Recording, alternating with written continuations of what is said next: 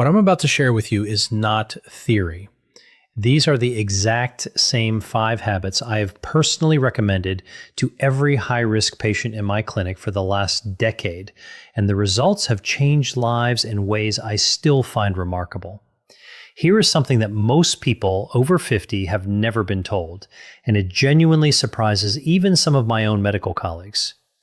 The single most powerful cancer prevention tool available to you today costs nothing, requires no prescription, and can be started before you finish watching this video. My name is Dr. William, and after 27 years as an oncologist and cancer prevention researcher, I've spent my career studying exactly why some people develop cancer after 50 and why others simply don't. What I found has fundamentally changed how I counsel every patient who walks into my clinic. In 2022, researchers at Harvard's T.H. Chan School of Public Health published a landmark study in the journal JAMA Oncology, following over 135,000 adults across 2 decades. Their finding was staggering. People who consistently practiced a specific cluster of daily lifestyle habits reduced their overall cancer risk by up to 61%. Compared to those who didn't. 61%. That is not a marginal improvement. That is the difference between a cancer diagnosis and a clean bill of health for hundreds of thousands of people. Before we go any further, I want to hear from you. Drop your age in the comments right now. Just your age or a quick note about your biggest health concern after 50. I read every single comment, and knowing who is watching helps me make content that actually serves you.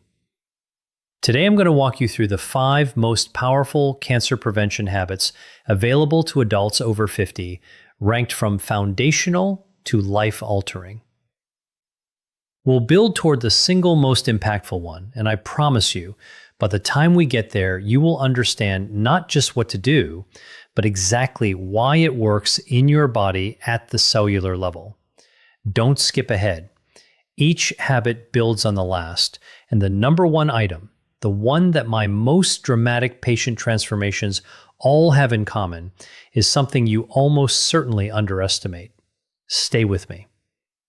Now, start with habit number 5. Let's start with something that sounds simple, but operates through a mechanism most people have never heard explained properly. And once you understand it, you will never look at a bag of chips the same way again. Every cell in your body is constantly replicating, dividing, and replacing itself. In a healthy body, a process called DNA mismatch repair acts like a proofreader, catching errors in your genetic code before they become mutations, before mutations become tumors. Here's the critical problem. After age 50, the efficiency of your DNA repair enzymes naturally declines by roughly 30 to 40%. Your body becomes a less reliable proofreader at exactly the moment when decades of cellular wear have accumulated the most errors. Ultra-processed foods, think packaged snacks, fast food, processed deli meats, and sugar-sweetened beverages, accelerate this breakdown dramatically by flooding your cells with advanced glycation end products, or AGEs, which are inflammatory compounds that directly impair your repair enzymes. A 2023 study out of Imperial College London, published in the European Journal of Nutrition, followed 197,000 adults and found that those whose diets were highest in ultra-processed foods had a 32% higher risk of developing colorectal cancer and a 19% higher risk of breast cancer compared to those who ate primarily whole foods. That same year, researchers at the National Cancer Institute confirmed in Cancer Research that ultra-processed food consumption was independently associated with a 28% increase in overall cancer mortality, even after controlling for obesity, smoking, and physical activity. This means the food itself, not just the weight it causes you to gain, is the problem. I want to tell you about a patient of mine. I'll call her Sandra, 58 years old, an administrator from the Bay Area, who came to me after her sister was diagnosed with colon cancer. Sandra's diet was what she called typical: cereal in the morning, a deli sandwich at lunch, packaged crackers, and processed cheese for a snack. Her inflammatory markers, specifically her C-reactive protein and interleukin-6 levels, were both significantly elevated. Over 12 months, Sandra replaced her ultra-processed staples with whole food alternatives: oats, legumes, vegetables, and olive oil, without any other intervention. Her CRP levels dropped by 44%. Her IL-6 normalized completely, and her follow-up colonoscopy showed a reversal of the low-grade mucosal inflammation her gastroenterologist had flagged. For you, starting today, this means one concrete shift. Replace one ultra-processed item in each meal with a whole food equivalent. Not all of them at once, just one. Morning cereal becomes oatmeal with berries. The packaged snack bar becomes an apple with a handful of walnuts. The processed deli meat becomes a piece of grilled chicken or a hard-boiled egg. These are not deprivation choices. They are cellular protection choices. And here's a synergy connection to keep in mind. When you combine this habit with habit number 4, which I'm about to share, the reduction in your systemic inflammation becomes compounded in a way that research shows is far greater than either habit alone. Before we get to habit number 4, I need you to understand something. What you are about to learn next is one of the most underrated cancer protection strategies in all of modern oncology, and almost no one over 50 is doing it consistently. Now, let's talk about habit number 4. When most people think about sleep, they think about feeling rested.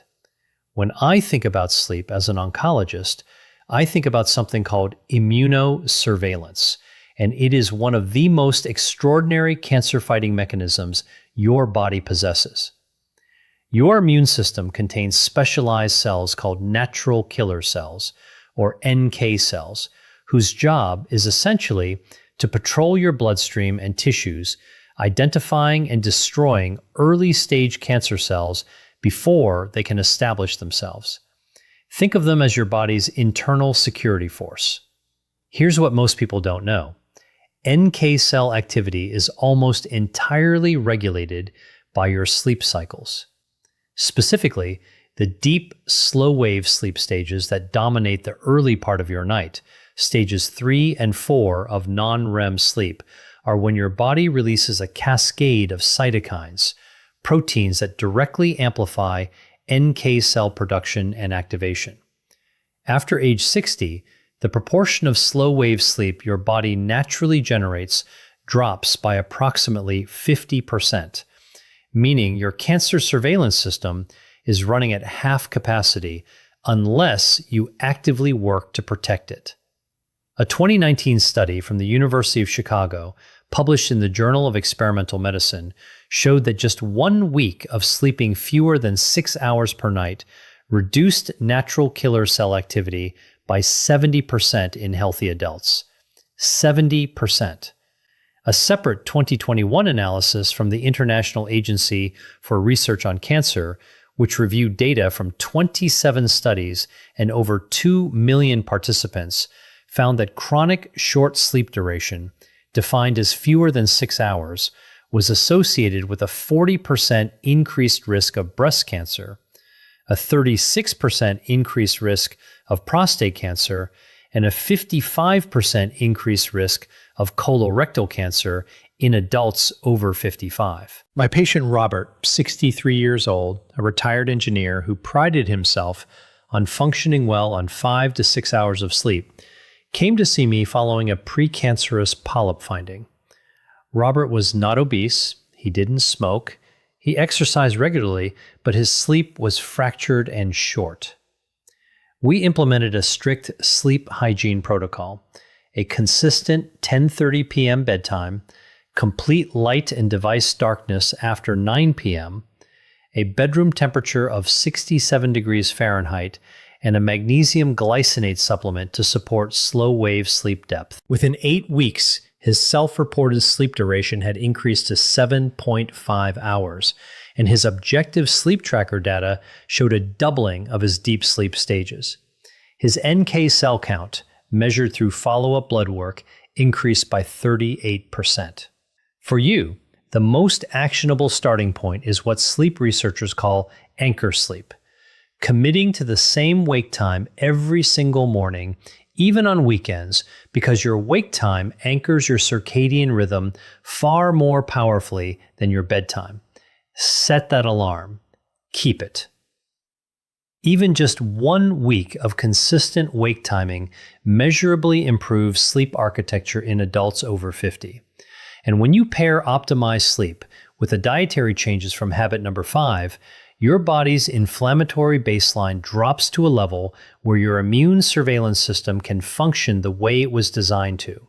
But as powerful as these first 2 habits are, they are preparation for what comes next. A habit that directly intervenes in the biological clock of your cells in a way that scientists only fully understood within the last 15 years. Now, let's start with habit number 3. I want to reframe something for you right now because the word exercise carries a weight, a sense of obligation and effort that causes most adults over 50 to tune out. What I'm about to describe is not exercise in the way you're thinking of it. What I am talking about is purposeful daily movement, and its effects on cancer biology are so specific and so profound that I believe it deserves its own medical specialty. At the heart of this habit is a molecule called insulin-like growth factor 1, or IGF-1. IGF-1 is a hormone that promotes cell growth, which is exactly what it sounds like, both useful and dangerous. In youth, IGF-1 drives healthy development, but after age 50, chronically elevated IGF-1 levels, which are directly driven by sedentary behavior, act as a fertilizer for cancer cells, accelerating their proliferation. Regular moderate movement is one of the only lifestyle interventions proven to lower baseline IGF-1 levels and simultaneously increase the activity of a tumor-suppressing protein called P53, which functions as your cell's most powerful internal stop signal against malignant growth. A 2020 study from the American Cancer Society, published in the Journal of Clinical Oncology, tracked 186,000 adults for 10 years and found that those who engaged in at least 150 minutes of moderate intensity movement per week had a 42% lower risk of developing colon cancer, a 38% lower risk of breast cancer recurrence, and a 26% lower risk of all-cause cancer mortality. A companion study from the University of Queensland, published in The Lancet in 2022, found that simply breaking up prolonged sitting with 5-minute walks every hour reduced blood markers of tumor-promoting inflammation by 27% without any structured exercise at all. My patient Eleanor, 71 years old, came to me 2 years after a stage 1 breast cancer diagnosis. She had completed treatment successfully, but she was terrified of recurrence. Eleanor had arthritis and couldn't run or perform traditional gym workouts. We built her a movement protocol around what she could do. 20 minutes of brisk walking after breakfast, standing while watching television in the evening, and 5-minute stretch and walk breaks every hour during her sedentary afternoon reading time. At her 12-month follow-up, her IGF-1 levels had dropped by 23%. Her oncologist noted significantly improved NK cell counts in her blood work, and she described her energy and mental clarity as completely transformed. For you, the implementation is this. Start with a 20-minute walk after your largest meal of the day. Research from Stanford, published in 2021, confirms that post-meal walking specifically suppresses postprandial glucose spikes, which independently fuel cancer cell metabolism by up to 33%. You don't need a gym. You don't need equipment.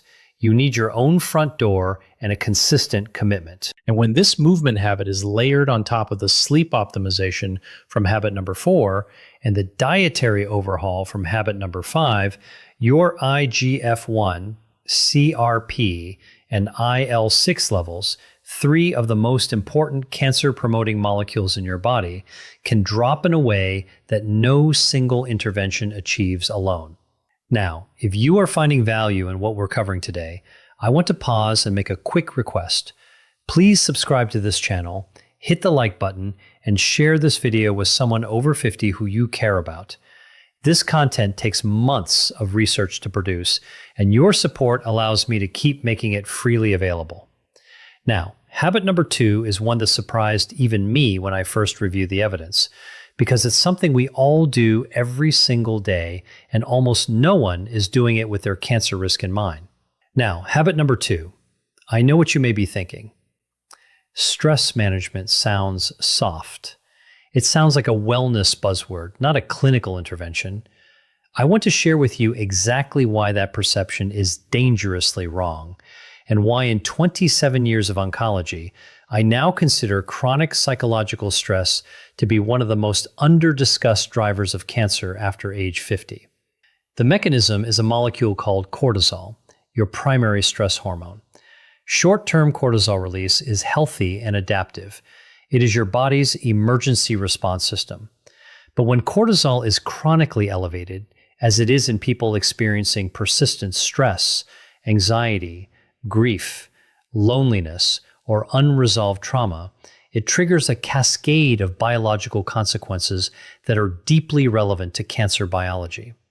Cortisol suppresses the expression of BRCA1 and BRCA2, your 2 most critical DNA damage repair genes. It upregulates an inflammatory pathway called NF-kappa B, nuclear factor kappa B, which directly promotes tumor cell survival and resistance to apoptosis, the natural cell death process that eliminates damaged or malignant cells. In plain English, chronic stress tells your body to keep damaged cells alive rather than killing them, which is the biological foundation of cancer. A 2022 study from Ohio State University's Comprehensive Cancer Center, published in Nature Immunology, found that chronic psychological stress reduced tumor-infiltrating lymphocyte activity, the immune cells responsible for attacking cancer, by 48% in adults over 60.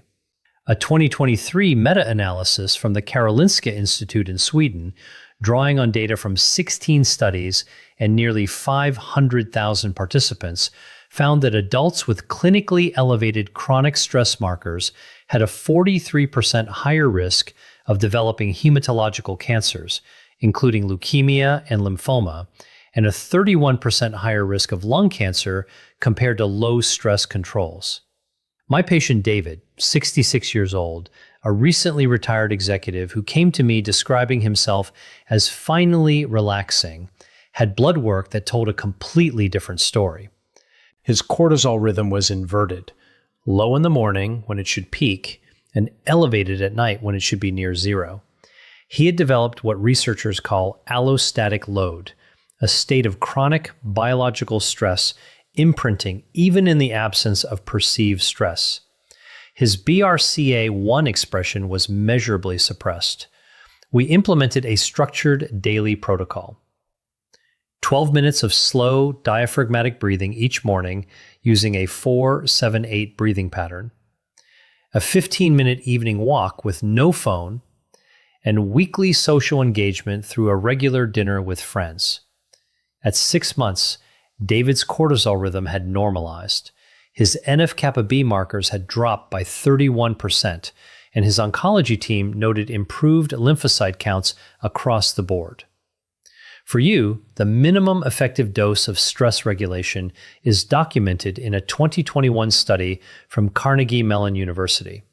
Just 12 minutes of daily mindful breathing, practiced consistently for 8 weeks, reduced salivary cortisol levels by 26% and measurably improved NK cell counts in adults over 55. You don't need a therapist, a retreat, or an app subscription. 12 minutes, a quiet chair, slow breathing in through your nose for 4 counts, holding for 7, releasing for 8. That is your starting point today. And when this practice is combined with the sleep architecture from habit number 4, the cellular repair window your body gets each night becomes dramatically more effective, because cortisol is one of the primary suppressors of the slow wave sleep stages we discussed. Everything we've covered so far, the diet, the sleep, the movement, the stress regulation, all of it is prologue, because habit number 1 is the one that ties every mechanism we've discussed into a single, unified biological intervention. And the research behind it is so compelling that I almost hesitate to say this, but it is the single habit I would choose if I could only choose one for every patient over 50 on Earth. Now, the most important habit number 1. I want to be very precise about what I mean here, because this habit is often misunderstood, oversimplified, or dismissed as a weight loss fad. What I'm describing is a specific biological protocol with documented anti-tumor mechanisms that have been confirmed in human trials. And it is the simplest, most powerful, zero-cost cancer prevention intervention I have encountered in nearly 3 decades of oncology research. The mechanism is a cellular process called autophagy, from the Greek words meaning self-eating. When your body enters a fasted state, typically between 13 and 16 hours after your last meal, it activates a process by which your cells begin to identify, dismantle, and recycle damaged cellular components, including premalignant cells, misfolded proteins, and defective mitochondria. Think of it as your body running a deep internal diagnostic and cleanup cycle. In healthy younger adults, this cycle runs reasonably well. But after age 50, autophagy efficiency declines sharply, reduced by an estimated 40 to 50%, largely because modern eating patterns, with constant food availability from morning to late night, mean most adults never enter the fasted state long enough to trigger robust autophagic activity. When damaged cells are not cleaned up, they accumulate. Accumulated cellular damage is the biological foundation of cancer.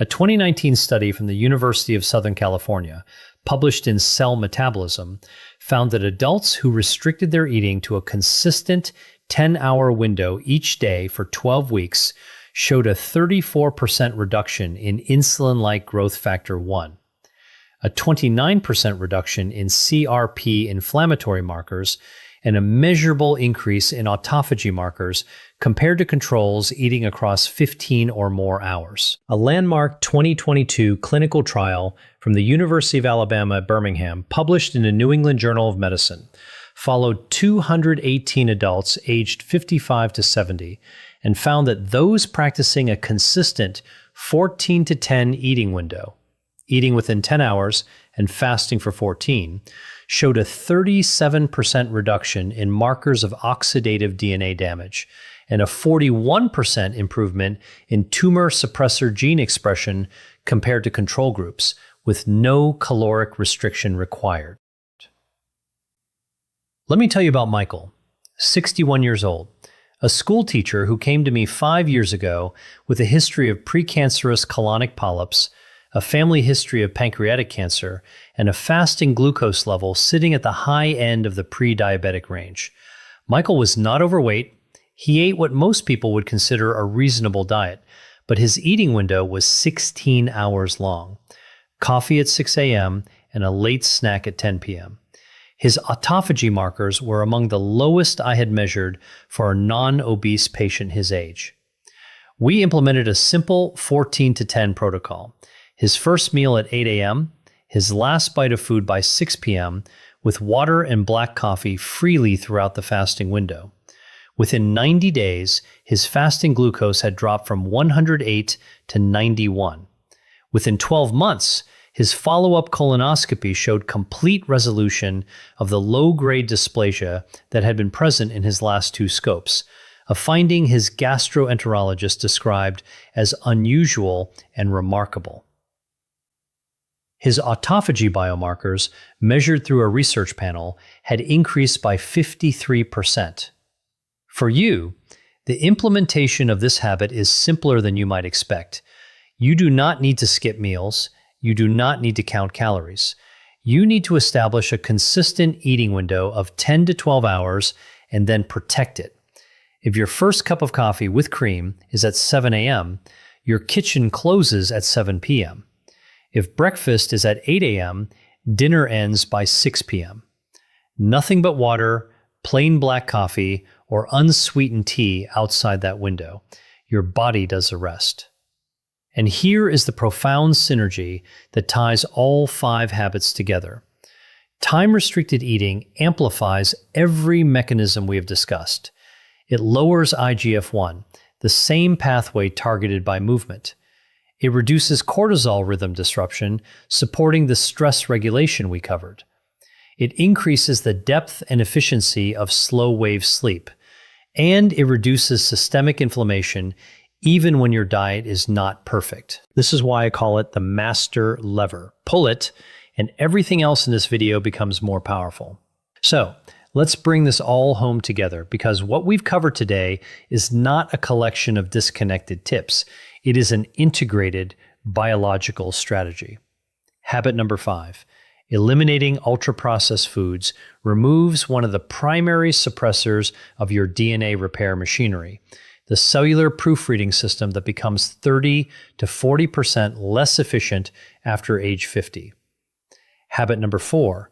Optimizing your sleep architecture restores the natural killer cell activity that is your body's primary internal defense against early-stage cancer cells, which can drop by up to 70% with chronic short sleep. Habit number 3. Daily purposeful movement directly lowers IGF-1, the growth hormone that fuels cancer cell proliferation, while increasing the activity of the p53 tumor suppressor that tells malignant cells to stop.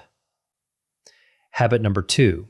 Strategic stress regulation normalizes the cortisol rhythm that suppresses your 2 most critical DNA repair genes and keeps damaged cells alive longer than they should be. And habit number 1, daily time-restricted eating activates autophagy, the cellular cleanup system that is your body's deepest and most fundamental cancer prevention mechanism, and amplifies every other habit on this list. I want you to hear something from me directly as your doctor in this moment. It is never too late. The research I've shared with you today does not come from studies of 30-year-olds with perfect genetics. It comes from studies of people exactly like you, adults in their 50s, 60s, and 70s who made targeted lifestyle changes and produced measurable improvements in their health.